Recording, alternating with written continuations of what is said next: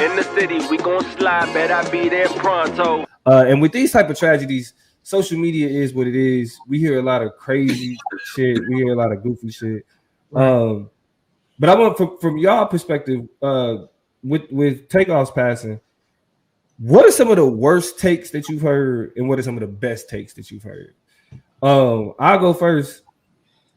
The best takes that I heard is any take that's telling you love your people. Anybody saying that, if it like you post that, like you got like you, I'm liking, sharing, because like that's essentially what this. I mean, because if you look at the situation and the way that these things play out, one day you here, one day you gone. Right. You know what I'm saying? Like it's really that simple. And so love people that's close to you.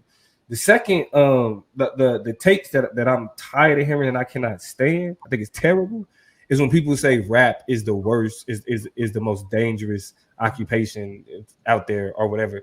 People not being killed rapping.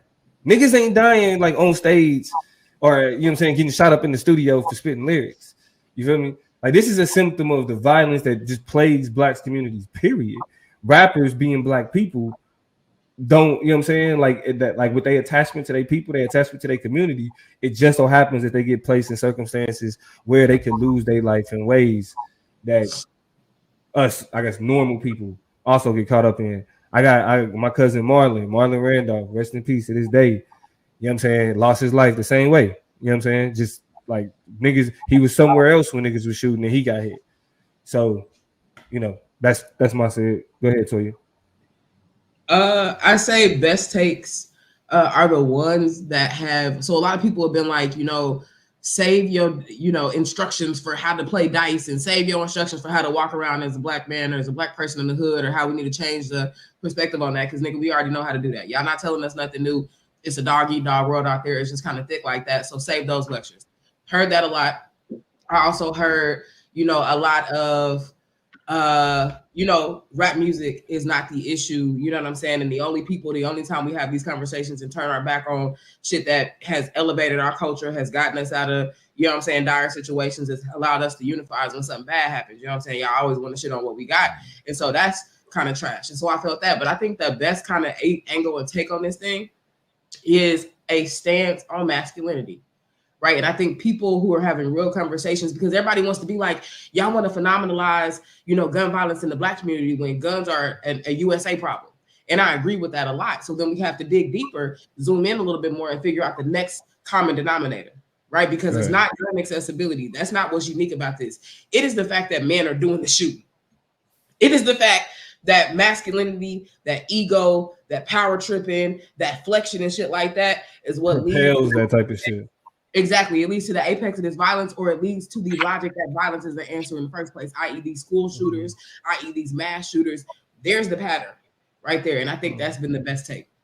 I think the worst take has probably been some of the stuff that I listed above. I think, of course, there's a lot of people who are trying to have the prolific conversation about intercommunal violence.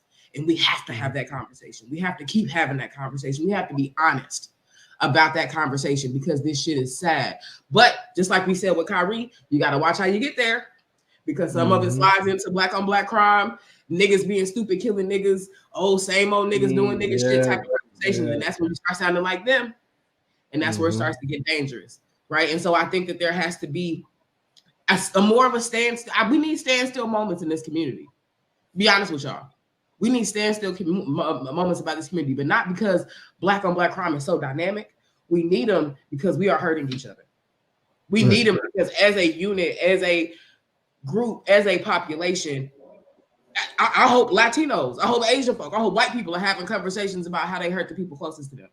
Because that shit is some shit that has to find redress regardless of how we want to package it and present it to and betwixt other people. We need to have an inside conversation with ourselves.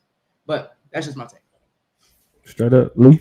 Yeah, mine is just from the worst is shit, a repackaging of what Toya said, but specifically on the Black on Black crime.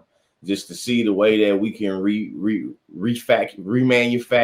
recycle, and re-put out a whole bunch of different sentiments that pathologizes Black people as being uniquely violent or just inherently violent and always want to kill each other, and a sequencing question that we can't get mad about, you know what I'm saying, them killing us if we killing us. And you start to see just a whole bunch of reductionist conflict management and really all centered around black on black crime and centered around the notion of black on black this and black on black that. That doesn't take into account that a lot of the statistics across crime and violence is pretty similar across different racial backgrounds. And even if you want to take into account the slightly higher percentage that black people kill each other amongst white people, I think that you still have to think about like the environment, think about the ways in which scarcity of resources, you know what I'm saying? Think about how like policy and practice plays into it. The best take, you feel me, that I got from Toya, that Toya had shared to the group, that I feel like, you know, if I was gonna give myself credit, I should check out my YouTube video about specifically, you feel me, hip hop culture and black on black crime. So the best take was your take, nigga? Is that what you about to say? The best take is your take? If I'm not going to take my take, of course I'm gonna say I got the best take. I feel like I had to. You know? Not about that, you feel me? Shout out to Yall at Thesis on Twitter. He says that it's really disturbing to see people ask why Takeoff is shooting dice when the broader issue is easy access to guns, ego, and people who don't respect the weight of what it means to shoot, which is reinforced by our culture because guns equal masculinity. So really thinking about the overall data, you feel me, that most of these shootings are done by individuals between 18 and 30 in the burbs, in the hood, in the reservation, in the trailer park.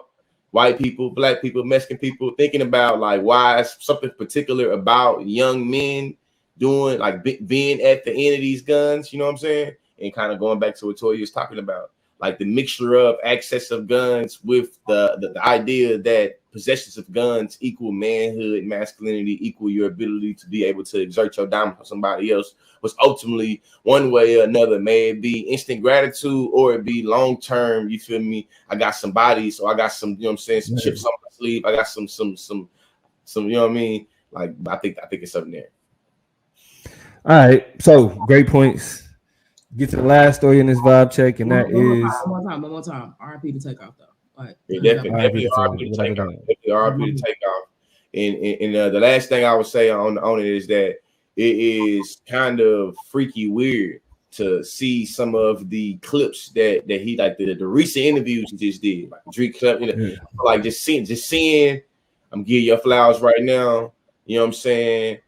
Just seeing a lot of that stuff now. You feel me? And even how like the TikTok algorithm is seeing all of the videos on TikTok that's been made about Takeoff before he passed away, type shit. Like videos from months ago, people spitting Takeoff verses and acting like the Migos and doing it. So it's just really to see his impact on our culture has been kind of wild. 28 years old.